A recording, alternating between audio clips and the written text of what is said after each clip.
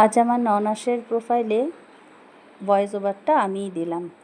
আজ দুপুরের মেনুতে বানিয়েছিলাম ভেজ পোলাও, বেগুনি, তারপর ছোলার ডাল আর পনির মশলা। তো রান্নাটা মোটামুটি খারাপ হয়নি, যদিও এটা আমি নিজে খাচ্ছি, ওদের খাওয়া দাওয়া হয়ে গিয়েছে। তো ওরা যদিও ভালোই বলেছে।